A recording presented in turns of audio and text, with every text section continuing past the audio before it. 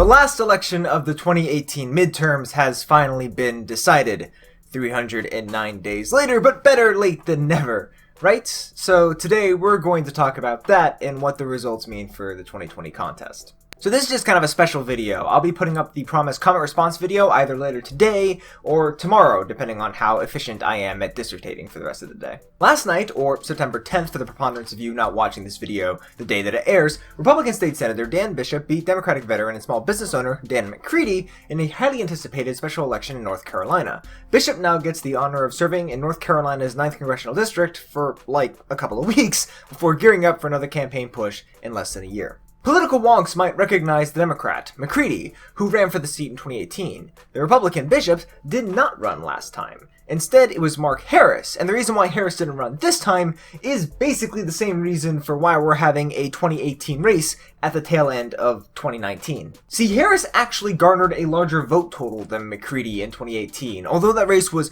super close, closer than any other federal contest that year. Harris beat McCready by only about 900 votes.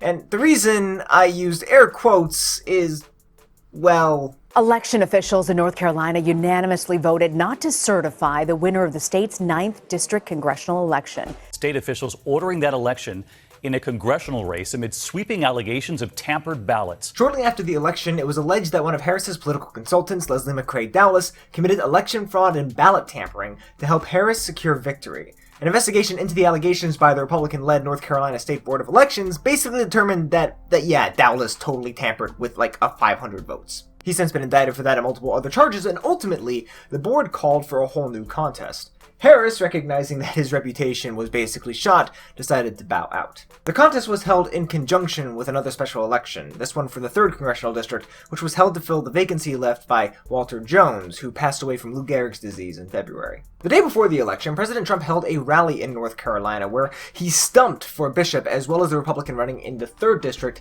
Greg Murphy. On Wednesday morning, after both candidates had won, Trump took to Twitter to say, Dan Bishop was down 17 points 3 weeks ago. He then asked me for help, we changed his strategy together, and he ran a great race. Big rally last night. Now it looks like he's going to win. CNN and MSNBC are moving their big studio equipment and talent out. Stay tuned. People aren't quite sure where the president is getting the 17-point number. No publicly released poll going back to July had either candidate outside each other's margins of error, let alone 17 points.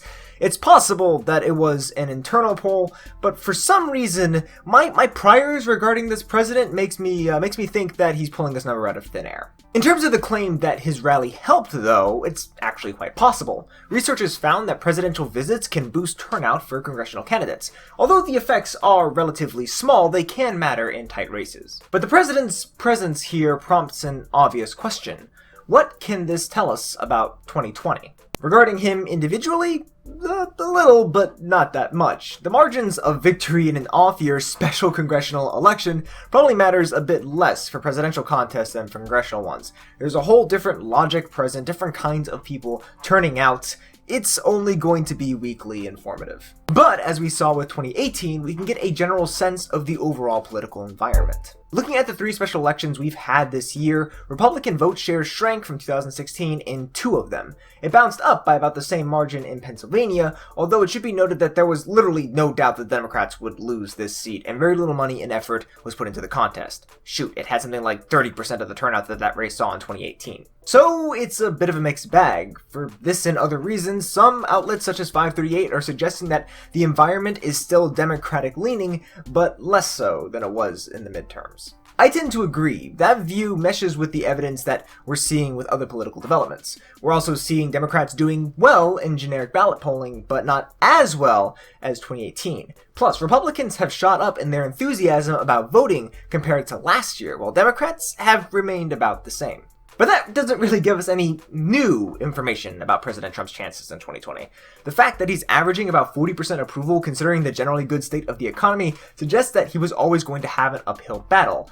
But considering the polarized state of his approval and that he and all hypothetical Democratic challengers are within each other's margins of error, we can conclude that the Democrats are weakly favored. As we all know, though, they were favored in 2016, and just like then, it's going to be a very tight race. Stepping away from the horse race elements of this a minute, these 3 wins don't really mean all that much either in terms of the policies that Congress is working on or those that they are likely to sign into law. Democrats still have a 35-plus seat House majority, and there aren't any special Senate races slated until 2020. And all these districts were already Republican, except for North Carolina's 9th, which was in a, fraud-induced superposition. Law and policy-wise, we'll be getting much of the same as we had for the last year or so, which, for various reasons, isn't really all that much. The way that these Republicans ran previews the strategy of the party going into 2020. All 3 emphasize that many of the Democratic proposals garnering media attention right now, such as, the Green New Deal and Medicare for All, is a massive expansion of government or socialism. Sometimes both, and they portrayed their Democratic opponents as radicals. Even in the case of McCready, who ran decidedly as a centrist. It probably didn't persuade anybody, but the point wasn't to persuade, it was to impassion Republicans and Republican leaners enough to not stay home on election day. That strategy seems to be working. To a point. It's also not enough to secure victory in and of itself. It seems to be working to buttress Democratic gains in areas that were otherwise traditionally safe. But that's definitely not the same as winning an election. These Republican wins are a good thing for the president, but they don't signal a victory for his party in 2020.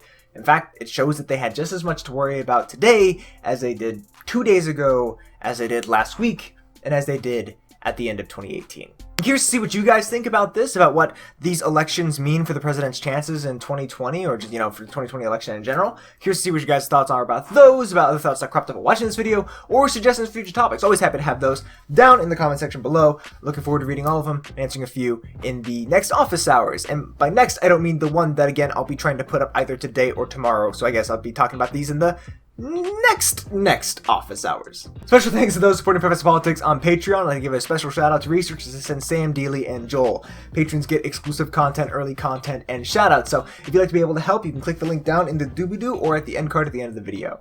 I really appreciate it. Sources for everything is always be down in the doobie-doo, as well as links to Facebook, Twitter, and the blog. Look forward to seeing you guys out there as well. If you enjoyed this video, hope you consider giving it a thumbs up. If you want to support the channel, you can do so by commenting down below, by sharing this video, and by subscribing to the channel, stay in the loop for more awesome social science content is uploaded. You want to be guaranteed to be in the loop when I upload a new video? Be sure to click the bell icon as well. As always, thank you guys so much for watching. I'll see you next time.